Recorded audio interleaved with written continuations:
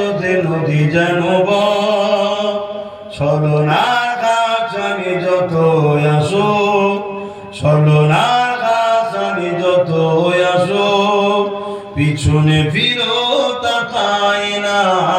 যাদের হৃদয়ে আছে আল্লাহর ভয়, তারা কখনো নবী ভুলে যায় না। দিন কায়েমের পথে যারা অবিচল, তারা হলো আল্লাহর প্রিয়জন। সবাই আল্লাহর প্রিয় নয়। যারা দিন কায়েমের জন্য সর্বসময় পেরেশান থাকে। দিন বলতে ইসলাম, ইসলাম বলতে ক্ষুধার্ত মানুষকে খানা খাওয়ানো, অসহায়কে আশ্রয় দেওয়া, বস্ত্রহীনকে বস্ত্র দেওয়া, মানুষকে ভালোবাসা, জুলুমকে খতম করা, ইনসাফকে প্রতিষ্ঠিত করা, এক কথায় মহান সৃষ্টিকর্তা কে রাজি খুশি করে জীবন যাপন ও সমাজ গড়া। আপনার মাথায় ঢুকছে? দিন কায়েমের পথে যারা অবিচল, তারা হলো আল্লাহর প্রিয়জন। বাতিলের কাছে যারা হার মানে না, বাতিলের কাছে যারা, ও পাগল যতই বলো হার মানতে হবে না। ও যতই পুলিশ থাকুক, গুলি থাকুক, বোম থাকুক, যাই থাকুক যা, বাতিলের কাছে যারা হার মানে না, সংগ্রাম করে যায় অমর। যাদের হৃদয়ে আছে আল্লাহর ভয়, তারা কখনো নবী ভুলে যায় না। আল্লাহুম্মা সাল্লি আলা।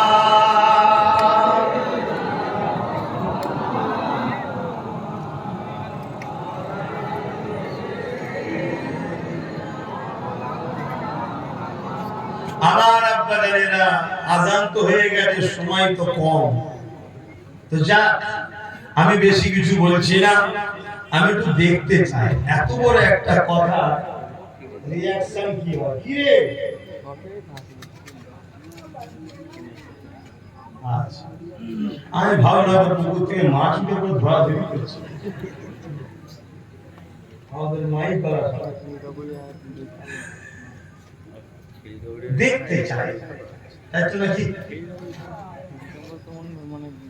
ভাই আলেম দুই ধরনের, খায়রুল উলামা, শাররুল উলামা। ভালো উলামা, মন্দ উলামা। শুনছেন তো নাকি? হ্যাঁ, যারা ভালো উলামা হবে তাদেরকে চিনবেন কি করে? তারা যখন জবানটা খুলবে, কার ব্যথা হবে, কার কষ্ট হবে, কে নারাজ হবে, কে অখুশি হবে, কে চুপে যাবে, কে পাশ থেকে চলে যাবে, এগুলো তারা দেখবে না। তারা দেখবে আমার আল্লাহকে রাজি করতে হবে।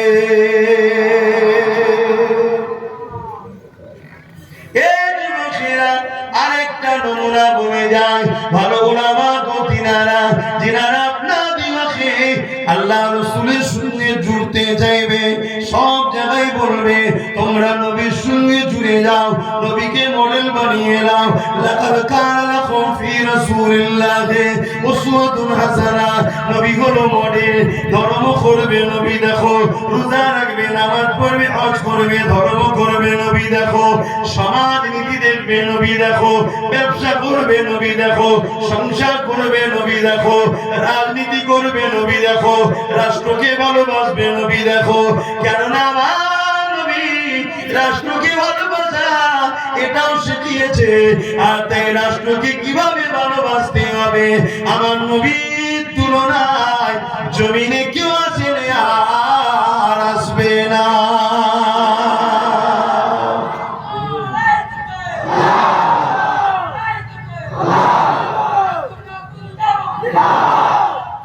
আজকে আমাদের কাছে যারা রাষ্ট্রপ্রেম চাইছে তারাই শুধু স্লোগানে বলে ফেলে পাকিস্তান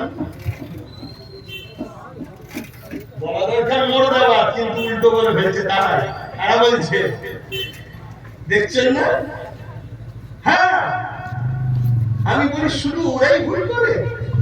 তার মানে কি অ্যাকচুয়ালি ওরা পাকিস্তান দরদি আমার দেশটাকে পরিচালনা করতে চাইছে। তাই তো দেশের মধ্যে অশান্তি শুরু করলো। আমার দেশটাকে শেষ করে দিচ্ছিল এই কারণে।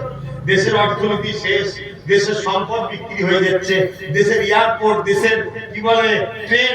আবার বিজেপির বিরুদ্ধে বললে দিদি কষ্ট কি জ্বালা, কথা বুঝতে পারবেন না। আমি অনেক আগে বলেছিলাম না এটা ক টাকা আর এটাও 500, এটাও 500। ও তোমার একটাই জিনিস দেখা, রিপিট আর রিপিট।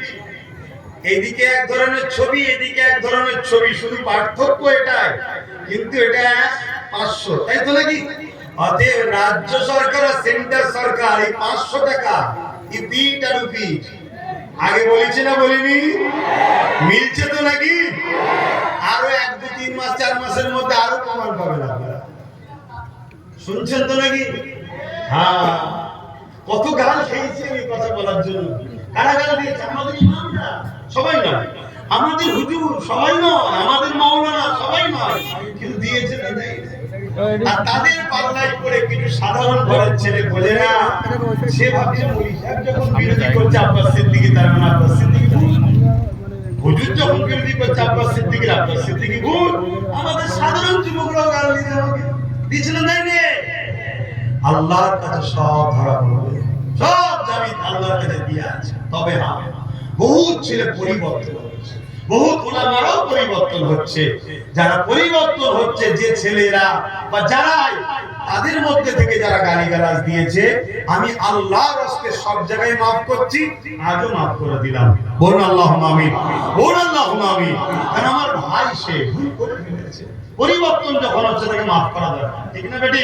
কিন্তু যদি আমার ভাই তুই পরিবর্তন না হয়ে ইসলামের দুশমন, মসজিদের দুশমন, মাদ্রাসার দুশমন, কবরস্থানের দুশমন, আমার ওয়াকফের দুশমন, কেন্দ্রের জালিম সরকারের পক্ষপাতিত্ব যারা করবে, তাদের সঙ্গে তুমি সাথ মিলিয়ে চলবে, তুমি যতই মুসলমান দাবি করো, আল্লাহ লানত তোর উপরে হোক, বদদুয়া করি আমি, তোর উপরে আল্লাহর অভিশাপ হোক, তুই খোদার কদমে মরে যা। তোর মতো মুসলমান থাকার জন্য আমার জাতি ধ্বংস হচ্ছে।